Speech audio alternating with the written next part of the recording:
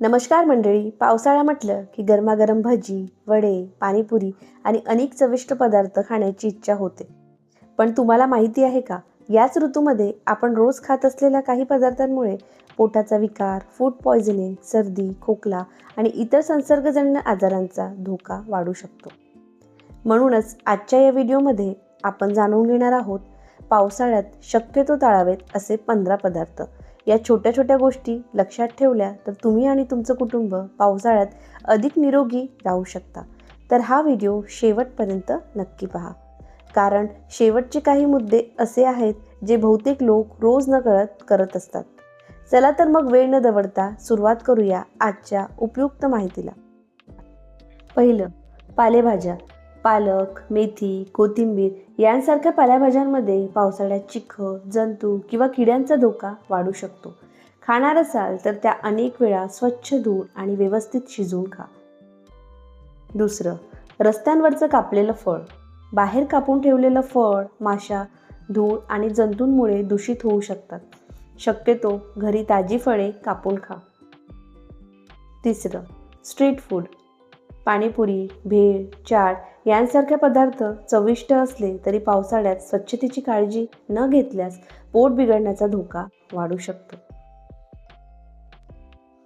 चौथं, अर्धवट शिजलेलं मांस किंवा मासे. अशा पदार्थांमध्ये जंतू राहण्याची शक्यता असते, त्यामुळे मांस आणि मासे नेहमी पूर्णपणे शिजवून खा.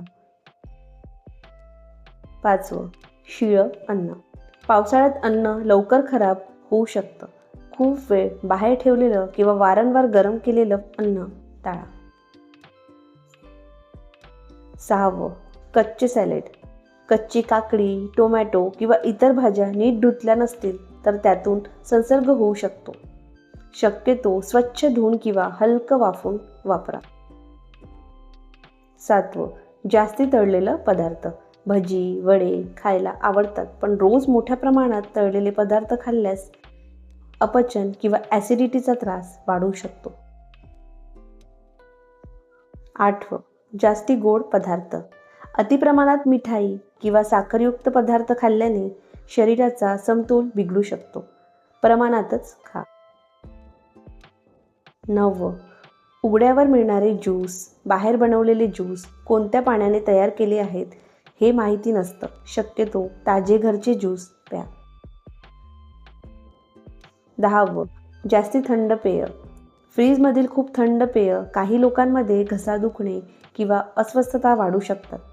कोमट किंवा सामान्य तापमानाचं पाणी अधिक योग्य ठरतं. 11वं, समृद्धी खाद्य. पावसाळ्यात काही भागात समृद्धी मासेमारी कमी असते आणि या काळात ताजेपणाबद्दल अधिक काळजी घेणं आवश्यक असतं.